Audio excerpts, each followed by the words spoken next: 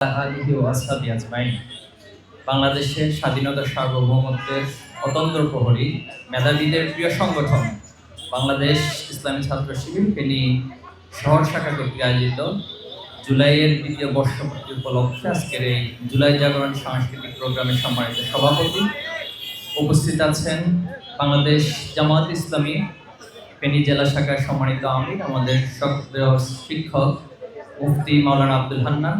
উপস্থিত আছেন ফেনীর কৃতি সন্তান বিশিষ্ট ব্যবসায়ী ও রাজনীতিবিদ, সমাজসেবক এবং তিনি জুলাই আন্দোলনে গুম হয়েছিলেন। জুলাই যারা যোদ্ধা ছিলেন, আমরা যখন আশ্রয়ের ক্ষেত্রে অনেক বেশি ইনসিকিউর ফিল করছিলাম, তখন তিনি আমাদের অনেক ভাইদেরকে সে সময় থাকার ব্যবস্থা করে দিয়েছিলেন। আমাদের সকলের প্রিয় মেজবাউদ্দিন সাঈদ ভাই সহ সম্মানিত অতিথিবৃন্দ, শহীদ পরিবারের আমার শ্রদ্ধেয় সদস্যবৃন্দ, সাংবাদিক বন্ধুগণ এবং সংগ্রামী ফেনীবাসী, আসসালামু আলাইকুম রহমতুল্লাহ বারাকাতুহু। আমি আশা করছি আপনারা ভালো আছেন, সুস্থ আছেন। আজকের এই সুন্দর আয়োজনে আল্লাহ তাআলা আমাদেরকে সম্পৃক্ত হওয়ার, অংশগ্রহণের সুযোগ দিয়েছেন। আল্লাহর কৃতজ্ঞতা জ্ঞাপন করছি, আলহামদুলিল্লাহ। আমি জুলাই শহীদদেরকে স্মরণ করছি, তাদের জন্য আল্লাহর কাছে দোয়া করছি আজকের এই প্রোগ্রাম থেকে, মাজলিস থেকে, যারা বাংলাদেশকে ফ্যাসিবাদ মুক্ত করার জন্য তাদের জীবন দিয়েছেন, তাদের রক্ত দিয়েছেন। আল্লাহ যেন তাদের সবাইকে শাহাদাতের সর্বোচ্চ মর্যাদা দান করেন, আল্লাহুম্মা আমিন। এই ফেনী জুলাই আন্দোলনের অন্যতম একটি হটস্পট ছিল। বিশেষ করে শুরু থেকে আন্দোলনের সাথে ফেনীবাসীরা সম্পৃক্ত ছিল। বিশেষ করে 4 অগস্ট যেদিন ছাত্রলীগ যুবলীগের গুন্ডারা অস্ত্রসহ নির্মমভাবে সারা দেশে একযোগে হামলা চালিয়েছিল, সেদিন ফেনীর মহিপালে এই ছাত্রলীগ যুবলীগের গুন্ডারা আমাদের অসংখ্য ভাইদেরকে শহীদ করেছেন। 11 জন শহীদের স্মৃতি বিজড়িত এই ফেনী জেলার যারা আমার সামনে উপস্থিত আছেন, আসলে জুলাইয়ের আলোচনা ঘন্টার পর ঘন্টা করলেও শেষ হবে না। এটার এত ডাইমেনশন, আপনি যদি এটার হিস্ট্রিক্যাল ব্যাকগ্রাউন্ড থেকে দেখেন, কোন প্রেক্ষাপট থেকে কোন প্রেক্ষাপটে এসে জুলাই হয়েছে, জুলাইয়ের যদি আমরা প্রত্যেকটা পলিসি কর্মসূচি গ্রহণ, এরপর সেটা বাস্তবায়নের জন্য আমাদেরকে যে যে প্ল্যানগুলো নিতে হয়েছে, যেভাবে ডিজাইন করতে হয়েছে, যেভাবে টেকনাফ থেকে তেতুলিয়া পর্যন্ত আন্দোলনকে ছড়িয়ে দিতে হয়েছে, এই আন্দোলনের পলিসি মেকিং, বাস্তবায়নের এই চাপটা নিয়ে বিশাল আলোচনা করা সম্ভব। এই আন্দোলনে আমাদের শহীদের রক্ত, শহীদের স্মৃতিগুলো নিয়ে একটা ঘন্টার পর ঘন্টা আলোচনা করার সুযোগ রয়েছে। এই আন্দোলনের একটা গুরুত্বপূর্ণ জায়গা ছিল স্পিরিচুয়াল পার্ট। আমরা আমাদের উপায় উপকরণ যতটুকু ছিল, যতটুকু ব্যবহার করেছি, তার চেয়ে বেশি গুরুত্বপূর্ণ ছিল আল্লাহর সাহায্য। আপনারা দেখেছেন একটু আগে এখানে একটা নাটিকা হয়েছে, এই নাটিকার একটা চিত্র দেখানো হয়েছে। একদিকে প্রচন্ড গোলাগুলি হচ্ছে, একদিকে একজন আহত হয়ে লুটিয়ে পড়ছে, কিন্তু সেখানে যখন নামাজের সময় হয়েছে, একটা গ্রুপ আজান দিয়েছে, একামত দিয়েছে, নামাজে দাঁড়িয়ে গিয়েছে। এটা ছিল জুলাইয়ের চিত্র। জুলাইয়ের চিত্র ছিল সকলে ঐক্যবদ্ধভাবে একযোগে মাঠে নেমেছিল। আমাদের পরিচয় ছিল মাজলুম। দীর্ঘদিন যাবৎ আমাদের উপর জুলুম করা হচ্ছিল, আমাদেরকে নিষ্পেষণ করা হচ্ছিল। আমরা ন্যূনতম বাক স্বাধীনতার মাধ্যমে আমাদের প্রতিবাদটুকু করতে পারি নাই।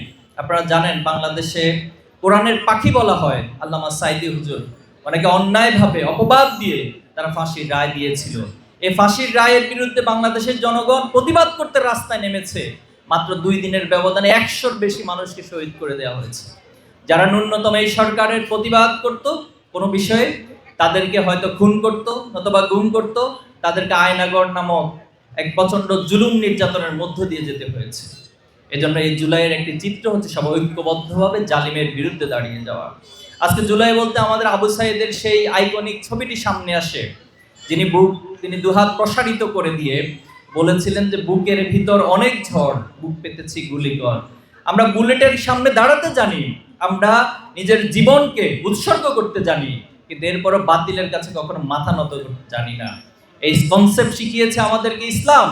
ইসলাম আমাদেরকে বলেছে, আল্লাহ তাআলা আমাদেরকে বলেছে, আসলিম, তুমি আত্মসমর্পণ করো। তখন আমরা আল্লাহর কাছে বলেছি, আসলামতু লিরাব্বিল আলামিন। এর মর্মার্থ হচ্ছে এই দুনিয়ার কোনো ফ্যাসিবাদী শক্তি, এই দুনিয়ার কোনো জুলুমবাজের কাছে আমরা আমাদের মাথা নত করব না। আমরা আমাদের মাথা নত করব কার কাছে? এক আল্লাহ তাআলার কাছে। এবং সে আইকনিক ছবিটি দেখিয়ে দিয়েছে, যখন গুলি করা হয়েছে, একবার গুলি করা হলো, তিনি রক্তাক্ত হলেন, কিন্তু এরপরও তিনি মাথা নত করেন নাই, ঢলে পড়েন নাই, শক্ত হয়ে দাঁড়িয়েছিলেন। যখন বারবার গুলি করা হয়েছিল তিনি লুটিয়ে পড়লেন। আজকে জুলাই মানে হচ্ছে শহীদ মুগ্ধর সেই আইকনিক স্লোগান, পানি লাগবে পানি। কেউ একজন আহত হচ্ছে, সে পানি দিয়ে শুশ্রূষা করছে। জুলাই মানে একটা স্যাক্রিফাইসের মুহূর্ত। আপনারা জানেন যে একজনকে গুলি করা হচ্ছে, আরেকজন যখন তাকে উদ্ধার করার জন্য যাচ্ছে, তিনি জানেন তাকে উদ্ধার করতে যাওয়া মানেই হচ্ছে তার গায়ে গুলি লাগবে, কিন্তু তিনি তার ভাইকে উদ্ধার করতে গিয়ে নিজে গুলি খেয়েছেন।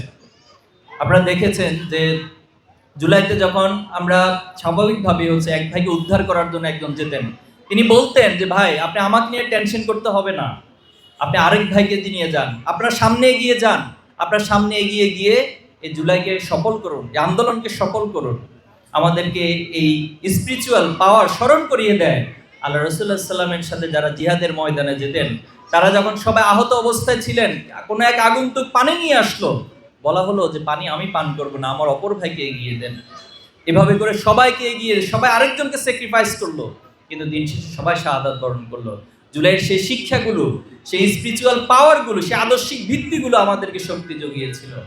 জুলাই মানে হচ্ছে আমাদের মায়েরা বাবারা কান্না করেছিল, সন্তানকে বিদায় দিয়েছিল, মনের মধ্যে অনেক কষ্ট ছিল, মানবীয় আবেগ ছিল, কিন্তু এরপরও জালিমের বিরুদ্ধে লড়াই করার জন্য মা তার সন্তানকে পাঠিয়ে দিয়েছে, বাবা তার সন্তানকে সাথে করে নিয়ে জুলাইয়ের যে ময়দান ছিল সে ময়দানে এসেছে।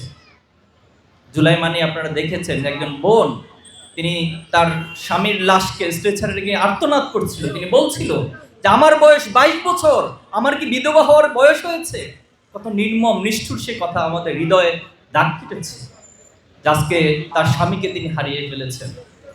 জুলাই মানে হচ্ছে সেই সেই কিশোর যে তার নিজেকে সেভ করার জন্য জানালার কার্নিশে গিয়ে আশ্রয় নিয়েছিলেন, কিন্তু সেখানেও এই জুলুমবাজ পুলিশ প্রশাসন তাকে কাছ থেকে শটগান দিয়ে গুলি করেছে। জুলাই মানে হচ্ছে সেই পুলিশ অফিসার তার স্বরাষ্ট্রমন্ত্রীকে বলতেছেন যে স্যার গুলি করে একটা মরে একটাই যায়, বাকিগুলো যায় না। তাহলে বাকিগুলো কেন যায় না? বাকিগুলো তো আল্লাহর কাছে নিজেকে আত্মসমর্পণ করেছে, সাবমিট করে দিয়েছে। এই জন্য দুনিয়ার এই গুলি, দুনিয়ার এই বারুদ, দুনিয়ার কোনো কিছু তাকে আটকে রাখতে পারে না। জুলাই মারি হচ্ছে সেই চিত্র, শহীদ ইয়ামিন যাকে সাজোয়া জানে করে লম্বা সময় করে সাভারের সেই রাস্তাগুলোতে ঘুরিয়েছে, এরপরে একটা পর্যায়ে মিডিয়ার সামনে টেনে হিস্ট্রে সে লাশকে ফেলে দিয়েছিল। সে মেধাবী শিক্ষার্থী আমাদের ভাই, তিনি সেদিন রোজা ছিলেন, বৃহস্পতিবার ছিল, রোজা ছিলেন এবং জোহরের নামাজ পড়ে তিনি রাস্তায় নেমেছেন ইয়ামিন। তার বাবা বলেছিল পরবর্তীতে, আমি জানি আমার সন্তান দুনিয়া এবং আখিরাতের শহীদের মর্যাদা পেয়েছে, এজন্য আমরা তাকে জানাজা এবং আমরা তাকে গোসল দেই না, দাপনের কাপড় পরাই নেই, বরং সে যে কাপড় নিয়ে শহীদ হয়েছে সে রক্ত মাখা জামা দিয়ে তাকে আমরা দাফন করেছিলাম। আজকে জুলাই মানে হচ্ছে চট্টগ্রামের শহীদ শান্ত ভাইয়ের কথা। তার মা বলেছেন আমার সন্তান আইএলটিএস পরীক্ষায় ভালো একটা ব্র্যান্ড স্কোর তুলে সে বিদেশে যাওয়ার কথা ছিল, বাইরের কোনো বিশ্ববিদ্যালয় পড়ে সে আমাকে একটা ভালো সার্টিফিকেট এনে দেওয়ার কথা ছিল, কিন্তু সে আমাকে দিয়েছে শহীদের মায়ের সার্টিফিকেট আর নিজের শহীদের সার্টিফিকেট নিয়ে আল্লাহর কাছে চলে গিয়েছে। এটা ছিল জুলাইয়ের চিত্র। জুলাইয়ের চিত্র ছিল আমাদের শহীদ শ্রাবণ ভাইয়ের আব্বা এখানে এসেছেন, যিনি লাল কাপড়, তার কাছে লাল কাপড় ছিল না, মায়ের একটা লাল ওড়না পেয়েছিয়ে তিনি ময়দানে এসেছেন এবং সে ওড়না মাথায় পেছানো অবস্থায় তিনি শহীদ হয়ে গিয়েছেন। জুলাই মানে হচ্ছে আমার সেই শহীদ সবুজ ভাই, যিনি তার অটো রিক্সা চালিয়ে আহতদেরকে হসপিটাল নিয়ে গিয়েছেন, আহতদেরকে সামনে এগিয়ে দিয়েছেন, কিন্তু একটা পর্যায়ে নিজে গুলি খেয়ে শহীদ হয়ে গিয়েছেন। জুলাই মানে হচ্ছে এরকম অসংখ্য ভাইয়ের অসংখ্য স্যাক্রিফাইস, এর মধ্য দিয়ে আজকে আমরা একটি নতুন বাংলাদেশ পেয়েছি।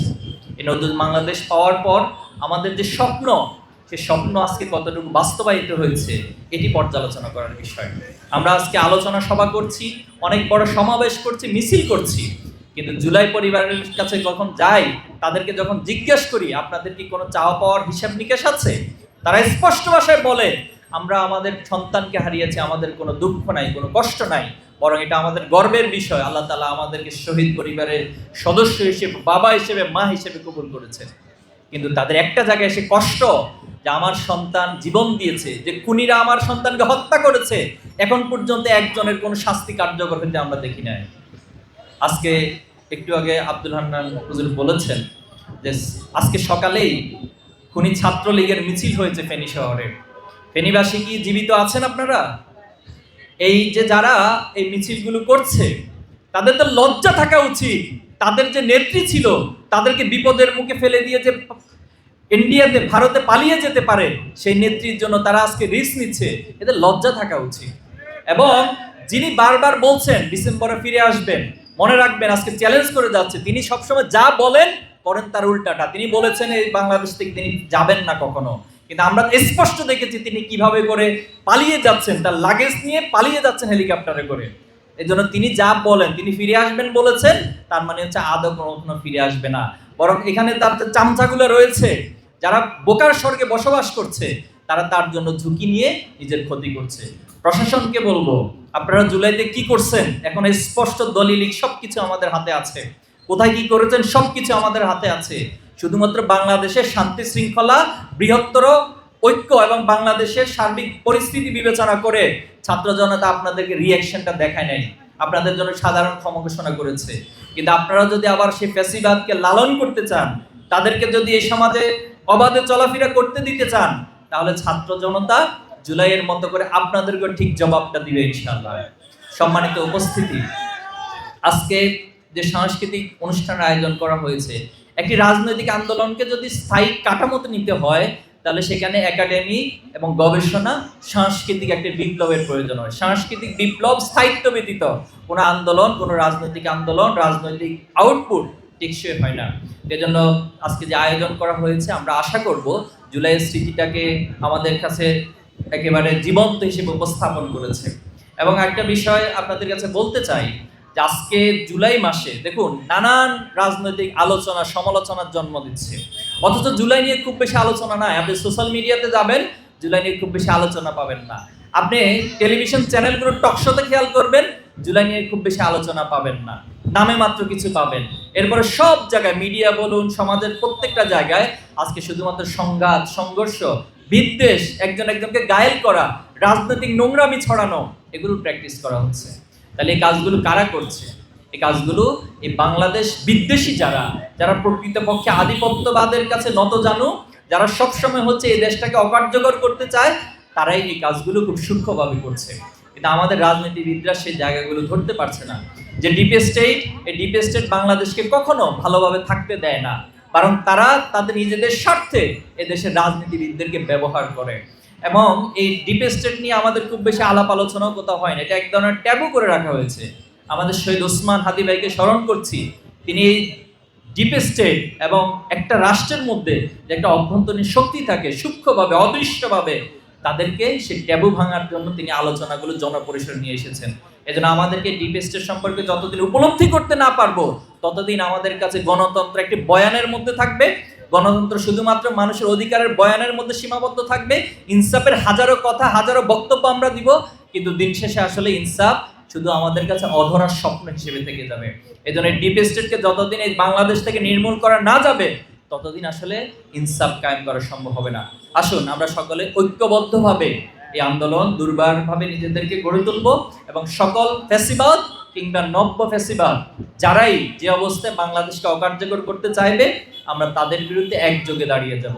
আমরা আমাদের শহীদদের কাছে কমিটমেন্টবদ্ধ। অনেক শহীদদেরকে আমরা তাদের দাপনে, তাদের লাশকে কবরে নামিয়েছি, অনেক শহীদের রক্ত আমাদের গায়ে লেগে আছে।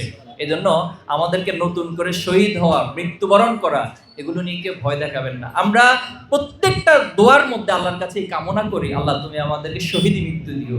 আমরা শহীদের মৃত্যু চাই।